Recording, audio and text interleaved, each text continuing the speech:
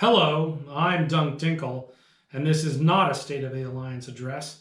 If it had been a State of the Alliance address, the state of Brave would be strong. All right, let's get to it. It's an important time. It's Brave's 7th birthday. 7. Amazingly. So we'll start with a little cake and a candle. There we go. And I'm not going to sing the whole birthday song. I'm just going to say, happy birthday, Brave. You're 7 years old now. Hard to believe, but it's true. 7 years ago, Matthias Otero had a plan for causing some havoc, and we have caused havoc all throughout New Eden. Changed the game, had fun. Here's to you, Brave. Yes. Delicious supermarket cake. All right, here you go. Okay, let's get down to it. We are at war. We are fighting to get rid of simple farmers. There's been a lot of stuff going on so far. I think we've killed probably over 50 structures that they have put down so far. A lot of this happens in the AU time zone, the Australian and Chinese time zone. So we really could use people being there.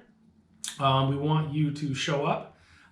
For some of us, it means alarm clocking in the middle of the night. I suggest you give it a try once a week, not every night of the week, but show up when you can.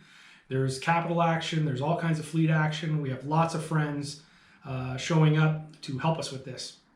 So what you can do is show up for the timers, whether they're the day timers or the night timers. And what you're going to find is simple farmers, when we don't have a lot of people on, they're going to reinforce a bunch of stuff, and then we have to re-online it. This is going to be a war of attrition. This is going to be a war for see whose morale breaks first. So hopefully it's not us.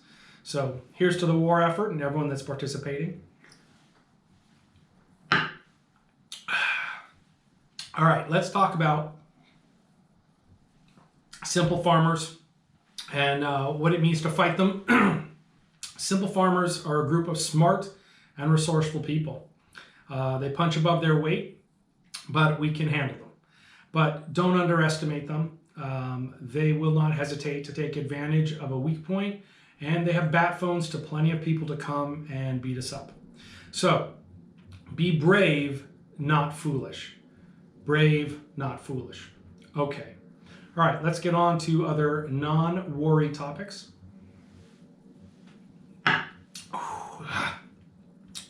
We continue to have more people joining Brave all the time, both new players and experienced players. A lot of people get enamored now that we have the Keepstar and GE. They see the SuperCaps and the Titans. They want to aim directly for that stuff. Well, the truth is the Titans and Supers don't see an awful lot of action. It's great that we have them. Our force is getting stronger all the time. But the most used capital we have are dreadnoughts. Dreads for dread bombs is a powerful, powerful weapon that we can swing at our enemies. And if you're going to get into capitals, I suggest getting into a dread first. It's going to see the most action. It's the most useful in most situations. Next, carriers and foresocs. If you train into those, you get basically 2 capital classes for the training price of 1. Again, carriers are useful in bashing structures, all kinds of things, and foresocs really can save the bacon in a lot of situations. So I know that the supers and dreads are appealing, and you all have a plan of how you're going to get there. Excuse me. But I really suggest you start with aiming for dreads first if you're going to for capitals, then carriers and foresocs, and then once you're comfortable with capital gameplay, then move on to supers and titans. I know you think you want to rat in a super right away. You don't. You want to learn how capitals work first. Okay. Whew. Here's to capital pilots. Yeah. All right. Next, SubCaps. So not everyone is immediately ready to go into capitals. A lot of new players that really don't want to invest the time and energy in that long train to capitals and jump drive calibration 5. SubCaps, you are sorely in demand. We need all kinds of things. Definitely we need people in Munins, and then our 2 new doctrines of Nightmares and Drekovics. Very powerful ships that are going to be used in the AU time zone.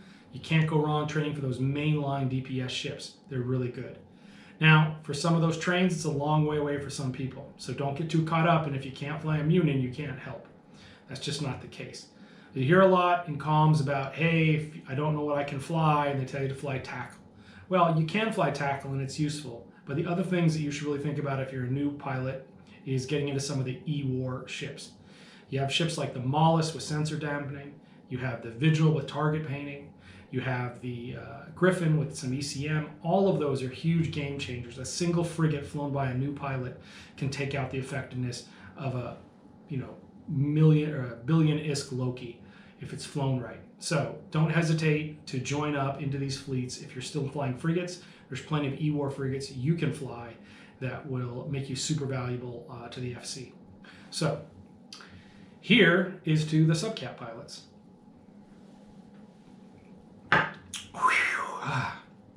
All right, right now, as of recording this, the DDoS is still going on. It really sucks. Everyone is having a different experience. Some people aren't noticing it at all. Other people, they simply can't play. They can't even get connected to the servers. Other people have to jump through some hoops with VPNs or launching the client multiple times. Sometimes chat is working, sometimes it's not working. All of those are problems. If you get into the game and something happens, you disconnect, ask for help if you run into problems. Everyone's going to try and help you out if something happens in-game. So I know it sucks. I know from being on the CSM that CCB is trying to resolve this, but there's no date, no timeline with these kind of things. So hang in there. I know it's tough, and hopefully it'll be over soon. So here is to the person who's doing the DDoSing. Fuck you. Fuck you.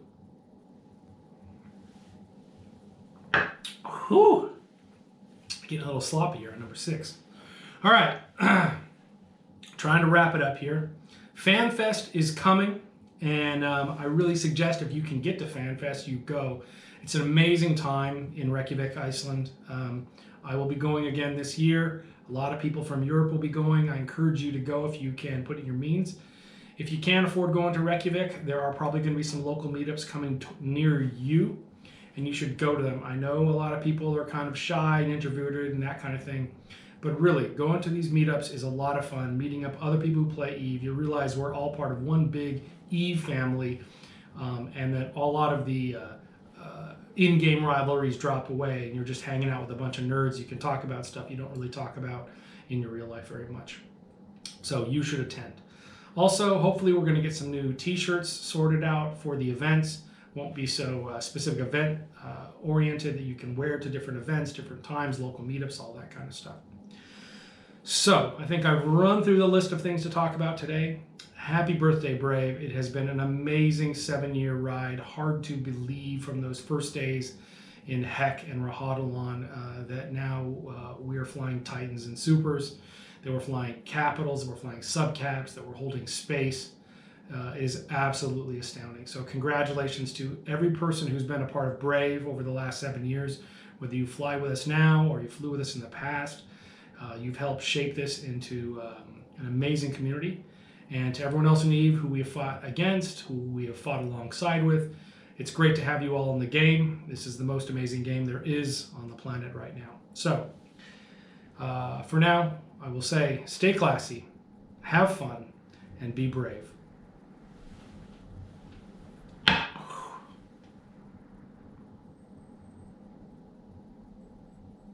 Yikes.